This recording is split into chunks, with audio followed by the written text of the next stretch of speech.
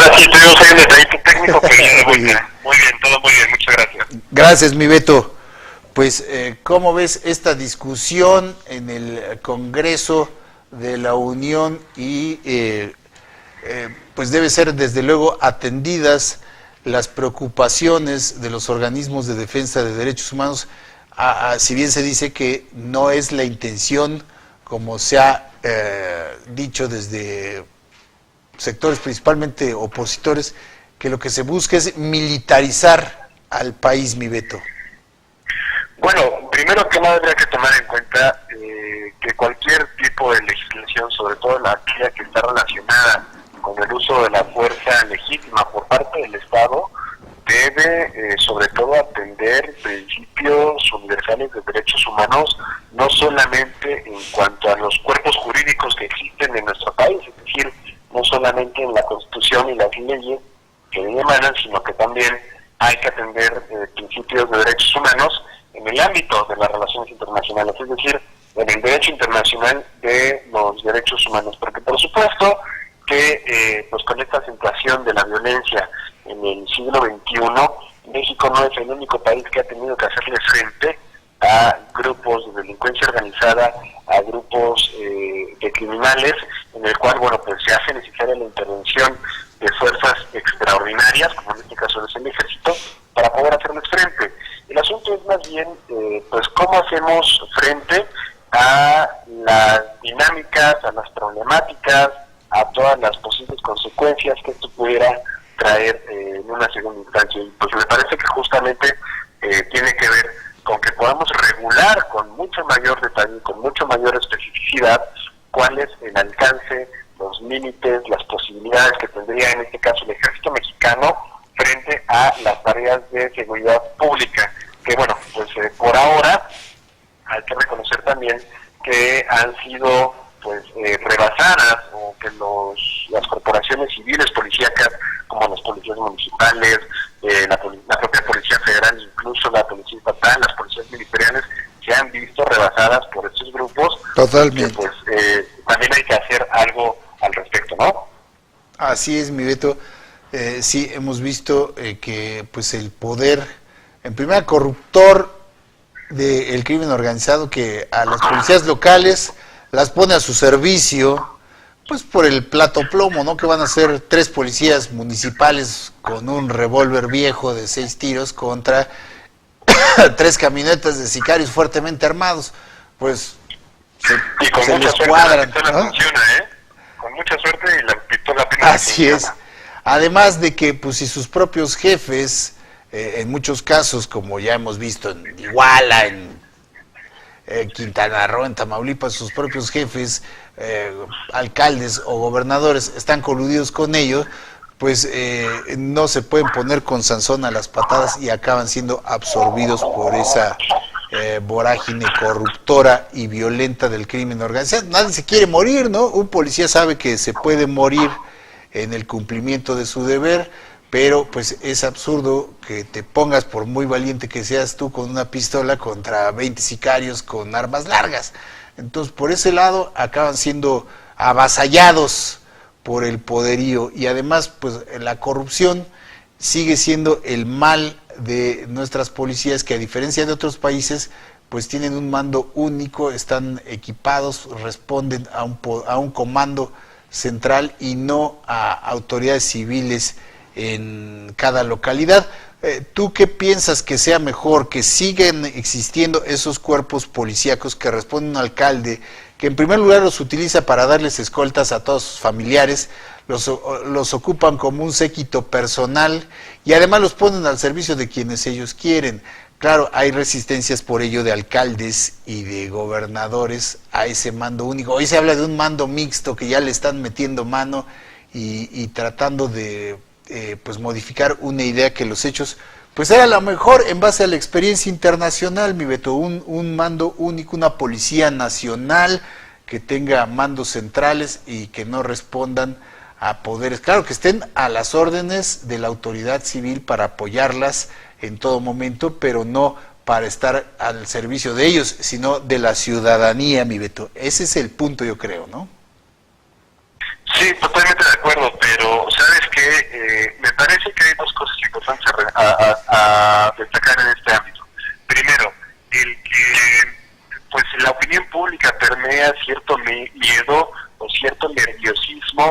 este enfoque regulacionista, es decir, a este enfoque en donde se busca que a través de la ley puedan quedar perfectamente delimitadas las funciones de lo que serían nuestras Fuerzas Armadas en las tareas de seguridad pública, que sí, en un principio estoy muy de acuerdo y soy muy claro en eso. Me parece que no es un escenario deseable tener presencia militar en las calles, porque bueno, pues el sentido de los ejércitos es más bien poder defender al país de amenazas exteriores. Claro. Ya comentábamos también este otro escenario en donde las fuerzas locales se ven rebasadas, pero le tenemos mucho miedo y nerviosismo a esto porque pensamos que pudiera ser pues prácticamente una charola o una licencia de impunidad para el ejército, ¿no? Siempre hablar de derechos humanos y de la intervención de fuerzas militares pues genera un choque, genera un shock en la población, porque creo que a partir de muchos casos que todos tenemos perfectamente conocidos, más me parece simbólico el momento del sexenio como lo es Ayotzinapa, bueno, pues eso nos habla de que cuando el ejército sale a las calles y se ve involucrado en las principales y más brutales violaciones de derechos humanos, no sería lo más adecuado ver que pudieran ayudar en tareas de seguridad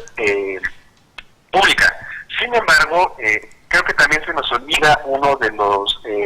principios fundamentales del derecho y del Estado de Derecho, es decir, tratar de limitar o tratar de borrar toda aquella barrera de discrecionalidad en el actuar de las fuerzas políticas, de las fuerzas sociales, de las fuerzas, incluso en este caso, armadas, a través pues, de tener un marco regulatorio muy claro y muy detallado, porque de otra manera, pues entonces seguimos actuando con la amplia discreción que se ha tenido en el combate al narcotráfico en México. Y me parece que el problema no está en el hecho de buscar en asentar en bases legales este tipo de actuaciones, sino más bien en poner mucha atención que justamente dentro de esa legislación, que justamente dentro de las letras chiquitas, pues no nos vayan a meter al diablo, ¿no? Ahora sí que es como muy parecido a los contratos que realizan con los bancos, incluso pues con nuestras propias telefonías celulares, ¿no? Estas empresas que en las letras chiquitas pues esconden un chorro de cosas que no tenías ni idea y que cuando necesitas recurrir a algo, pues te quiebran, ¿no? Pero esto también tiene una solución, y la solución me parece que es justamente pues poner bajo lupa en qué términos se está realizando esta propuesta legislativa e identificar los puntos rojos, los puntos de riesgo, los puntos también amarillos que a lo mejor no representan una amenaza tal cual, pero que sí puedan representar cierto riesgo para la población. Eso por un lado. Y por otro, pues efectivamente no es, digamos, una cuestión tan deseable el hecho de ver al ejército como una respuesta o una solución al corto plazo, sin que por otro lado podamos reivindicar y reinventar también propiamente lo que es el servicio policíaco en México, ¿no? Es decir, esta cuestión, estas condiciones en las que todos sabemos que nuestra policía del barrio, nuestra policía de la colonia, pues a duras penas tiene una macana, cuenta con las botas indicadas para poder realizar sus patrullamientos a pie, o sea, muchas cosas, estas condiciones precarias en las que estas personas laboran, creo que sí tendría que ser uno de los puntos que deben estar al centro del debate de este tema. Es decir, sí es importante tener capacidad de respuesta ante amenazas extraordinarias, pero también tenemos que tener una visión de largo plazo en donde sean las propias localidades y las propias policías locales las que puedan estar a la altura de los retos, pero para eso necesitan, por supuesto, primero presupuesto, ¿no? Claro. Me parece que también hoy en día vivimos un país, vivimos una realidad política en donde justamente la clase política pues busca más bien incrementar el presupuesto para los gastos personales, para los gastos de su oficina, para los gastos de propaganda y publicidad gubernamental, que justamente para cosas tan importantes como es el hecho de tener un muy buen equipo de policías locales. Y finalmente, uno de los terceros aspectos que me gustaría mencionar es que pensamos o tenemos esta idea errada de que la centralización puede ser garantía, primero, de que no exista corrupción en el interior de los medios policíacos. No, lo cual pues me parece a mí menos en un país como este, ¿no? Claro, sí, es una completa falacia. Segundo, este mito o este paradigma en donde pensamos en que pues la centralización en la federación pues es una idea correcta, porque la federación todo lo sabe hacer bien, ¿no? Porque pensamos que pues como es un poder de mucho mayor alcance, un poder mucho más amplio, pues entonces no tiene lugar para equivocarse, y me parece que lo que hemos visto a lo largo de este sexenio pues son continuas equivocaciones que van desde el más alto mando ejecutivo, que en este caso es el presidente de la República, hasta pues instancias mucho menores que, ¿no? Entonces, no pensemos que el hecho de centralizar los mandos, el centralizar el control de las policías vaya a ser una receta o es una fórmula infalible, precisamente pues para ya no seguir encontrando lo que encontramos hoy en las policías y que no deseamos. Esto tiene más bien que ver con la solidez de las instituciones y su permeabilidad, por así decirlo, ante pues la corrupción, o su permeabilidad ante el narcotráfico, o su permeabilidad frente pues a cualquier condición que pueda desvirtuar en la operación pues esa tarea y esa labor de la seguridad pública. Entonces, no le tengamos miedo al regulacionismo por un lado, pensemos en cómo reivindicar los localismos en la tarea de seguridad pública a través de las policías civiles, y tercero, pues no pensemos que la Federación todo lo sabe y lo puede hacer de manera correcta. Así es, Miguel, sí, pero precisamente yo me refería a esa fuerza que dices tú, a esa fuerza institucional, más allá de que sea el gobierno federal, la institución hoy en día como lo son las Fuerzas Armadas, tienen un mando central al que responden todas las regiones militares del país y no están expuestos a poderes locales que además los recursos en seguridad pública los desperdician o los malutilizan, claro, y está visto en la experiencia que tampoco eso los exenta de ser permeados por la corrupción, pero definitivamente el hecho de que algunas localidades o los municipios más pobres no tengan ni siquiera policías, ¿no?, para acabarla de hablar, y que la policía vaya y venga, es lo que deja a la población